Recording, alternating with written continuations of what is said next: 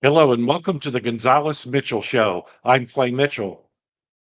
And I'm Patrick Gonzales. And today, Patrick and I are going to talk about part two of the Gonzales Poll, which is being released today, which has to do with the Maryland United States Senate race between Larry Hogan, former Governor Larry Hogan, and Angela Alsobrooks, who is a county executive.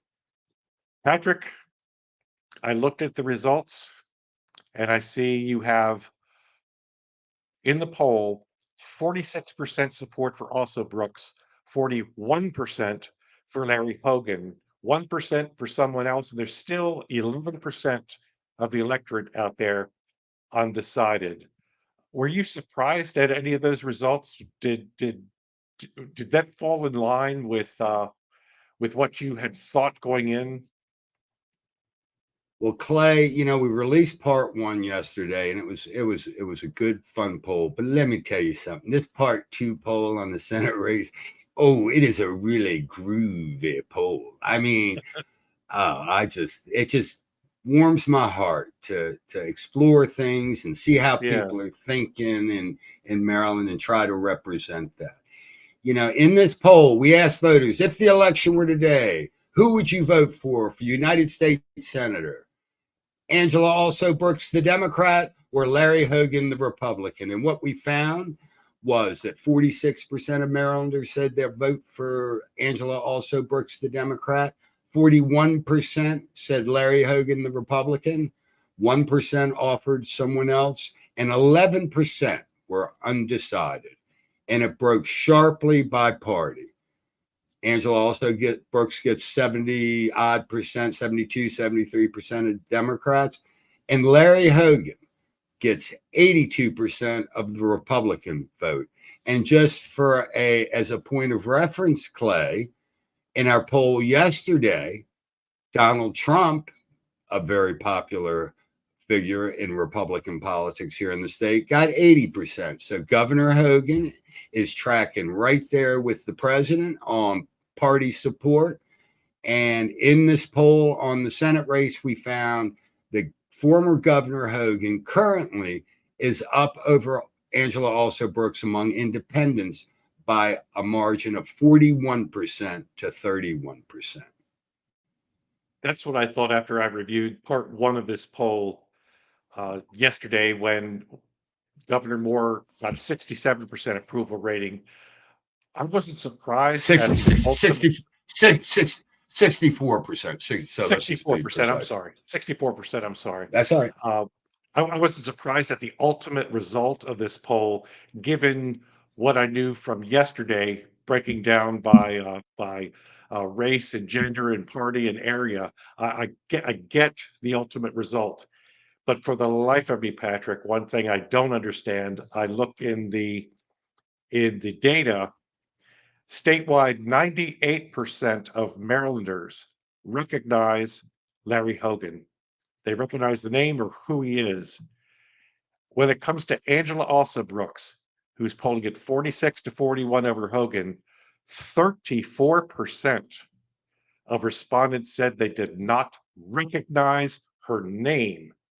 I don't understand how there is a level of support for her. There's only 11% undecided, but 34% don't even know her name. That's Well, amazing to me. let me Go ahead. let's just talk a little about numbers so we can get kind of a handle on it. In Maryland, roughly the electorate is 55% Democrat, 25% Republican, and 20% independent.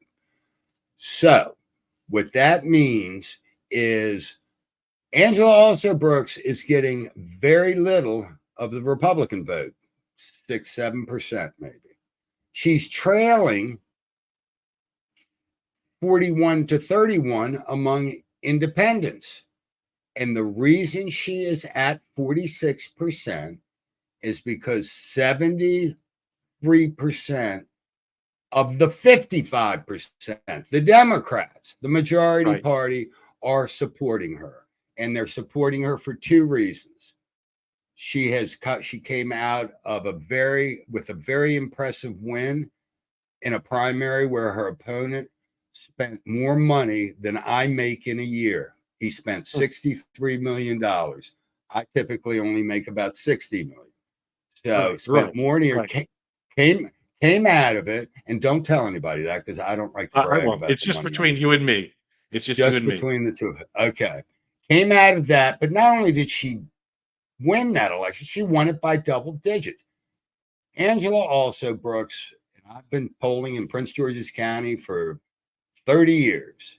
And when she first popped on the scene in the county exec race in 2018 against Donna Edwards, I kind of said, man, this is kind of wild. She's rather popular. She's going to win this thing. She goes ahead and wins it. And the first time I did a poll on Angela in Prince George's, I said, what the? I never seen a group have an incumbent that's been in office for 6 months have this kind of approval level. And then we've seen it grow over the years. And she's in a position now. She has such a strong base, and that's geographic, that's other demographically, women, sort of the whole. She just has a good vibe, to use a term that's become very popular in the last few weeks. And so where she sits now is with a 5-point lead 2 months out and a third of the electorate that she still has an opportunity to introduce herself to. I see. I understand going back to the first campaign that Hogan had. He was a sort of one-off transformational character with the Change Maryland movement. It reached across party lines. I think everybody's ready for some sort of a change. He still has broad appeal and obviously name recognition. To me, and from the feedback that I'm getting from yesterday, talking with a bunch of people, I was inundated with calls, is that they're afraid, this is the Eastern Shore, they're afraid that no one is going to pay attention to their needs, being the watermen, the farmers, and the like over here, where a Larry Hogan could sort of make a bridge between the urban areas and the rural areas and balance the needs. Where if we go totally blue this time, and this is just the feedback I'm getting, is that they're going to be disillusioned and isolated, and there's going to be a further fracturing of the of the state between the blue counties and the red counties. I don't say that as an advocate for either way. I say that just as an observer. It looks as though, based on what I see here and what I learned yesterday, that Maryland is going from maybe the center right, center left, all the way to the left again. It looks like the pendulum's swinging back that way. That's how I read the poll from yesterday and today. That's just my analysis of this. No, I hear you, Clay. And I guess my first reaction, and I dig what you're saying, but my first reaction is this Senate race is far from being a done deal. Not by any stretch. Larry Hogan is an amazing politician with amazing political instincts, and you never want to underestimate him or count him out. I don't think in any way or form that this election is done. Not at all. So what's going to happen over the next 8-9 weeks is going to determine the outcome. But you have to recognize, if you're going to be realistic, Angela also Brooks is a formidable candidate. And I cast no aspersions, pass no judgment on any other human being.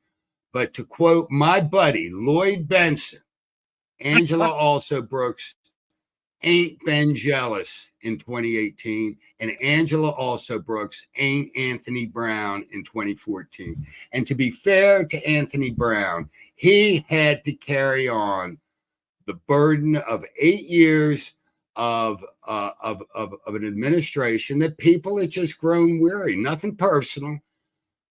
They were just tired, and I think when I think back, Clay, on that thing, I remember that gas tax.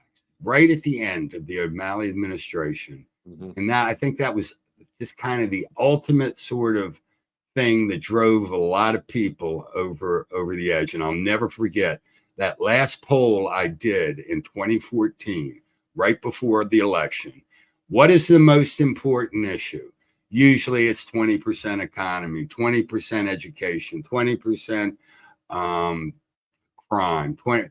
In that poll, 65% of Marylanders said taxes and the economy were the number one issue. That is not a good number for an incumbent party seeking election. I agree with you that the election's far from over. It was just recently, I'd seen for a couple of weeks uh, Governor Hogan's ads that have been running on television. It wasn't really until this past weekend where I saw Angela Alsobrooks's ads. I got to tell you, they were well put together, just as well put together as Governor Hogan's ads. Probably, and this is just my feeling, it's from the gut. I can't point to any empirical evidence, is that after the debate, the presidential debate on the 10th, it's really going to get serious. Her name recognition I will think probably pick up, and the popularity of or the name recognition of Governor Hogan is going to start to clash. And as you said yesterday, something's going to coalesce. It's either going to be around Governor Hogan's message, which I think is more centrist, or Angela Alsobrooks, which I think is more in line with Kamala Harris. I think you've summed it up perfectly. I agree with you. I agree with you. So, Patrick, we got another poll coming out on Thursday. What's that poll gonna be concentrated on? We did on this poll of 800. We do statewide, and we have a fascinating election going on in the 6th congressional district, which is comprised of part of Montgomery County, Garrett County, Allegheny County, Washington County, and Frederick County. So it's kind of the western part of the state plus a chunk of Montgomery. And there's a fascinating election, competitive race going on there. So we did an oversample and did a poll there. And I can't wait to talk with you and our audience about the results. So that will be our next podcast coming out. I look forward to talking to you about that, Patrick. And I didn't mean to be Debbie Downer today, but something stuck out to me, and I just had. No, I mean, Yeah. what you say is what you feel, and there's a lot of reality. Hey, dude, we got to deal. Each and every one of us human beings, we got to deal with reality.